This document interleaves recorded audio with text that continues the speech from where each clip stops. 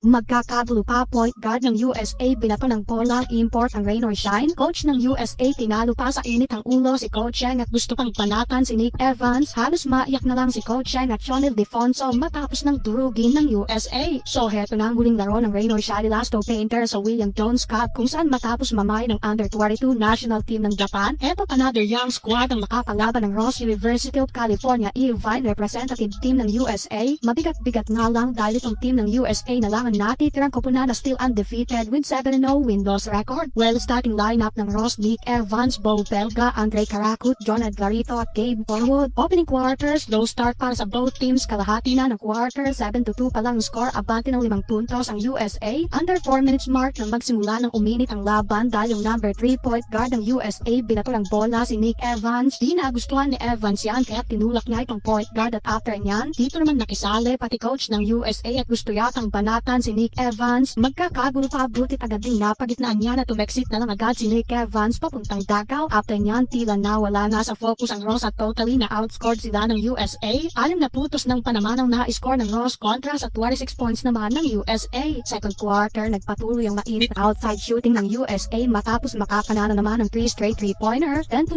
run ang nagawa ng USA bago matagdagan ng 6 na puntos ng Ross mula sa 6 straight points naman ni Bo Belga. Kaso sa higpit ng depensa ng USA, mas lalong nabound pa sa tampakang rain or shine. Kabaligtaran para sa US na madali namang nababasag ang depensa ng Ross kaya dito na magana sa 30 ang lamang 57-27 sa pagtatapos ng first half. Talagang mainit ang ulo ng coach ng USA dahil pati sariling player di nakaligtas matapos sermonan. Third quarter, mas lalong nabound pa sa lusak ang rain or shine matapos kumana ng 12 straight points itong number 11 ng USA. Tatlong sunod na tres at dito pineplex na lang ang Ross after naman nakat ng end 1. Credits na lang kay Bo Belga dahil halos siya lang ang gumagawa ng paraan para makascore ang rain or shine, including itong no-look pass niya kay Mark Borboran. Kaso talagang hirap ang Ross kung saan natapos ang third period sa score na 83-45. Fourth and final quarter, no mercy pa rin ang ginawa ng USA sa rain or shine. Nag-showtime packet, umabot na sa 50 ang tampak na koponan ni Coach Cheng Yao. Pagsak tuloy ang balikat ni Coach Cheng at halos maiyak na lang ng tuluyang durugin ng USA. Pati si Sean Ildefonso halos maiyak din sa bench dahil talagang nahirapan sila sa kanilang final game sa Jones Cup.